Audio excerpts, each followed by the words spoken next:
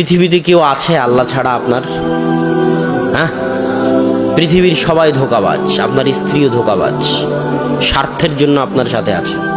আপনার সন্তানও ধোঁকাবাজ, স্বার্থের জন্য আপনার সাথে আছে। স্বার্থহীন নিঃস্বার্থভাবে পৃথিবীতে যদি কেউ আপনাকে ভালোবেসে থাকে, সেটা কে? আপনার প্রতিপালক। তো আল্লাহ সুবহানাহু ওয়া তাআলার এই ভালোবাসার গুরুত্ব আমাদের বুঝতে হবে এবং আমাদের উচিত যত দ্রুত সম্ভব আল্লাহর দিকে ফিরে যাওয়া। আজকেই তওবা করে আল্লাহর দিকে ফিরে যাওয়া। উজু করে 2 রাকাত সালাত আদায় করে, বক্তব্য প্রোগ্রাম শেষ করে নিজ নিজ বাড়িতে গিয়ে উজু করে 2 রাকাত সালাত আদায় করে সবার উচিত পুনরায় আল্লাহর সাথে সম্পর্ক তৈরি করা।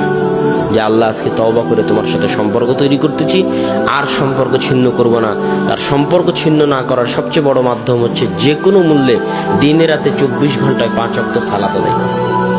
আকিমিস সালাতা লিযিকরি, তোমরা সালাত আদায় করো আমাকে স্মরণ করার জন্য।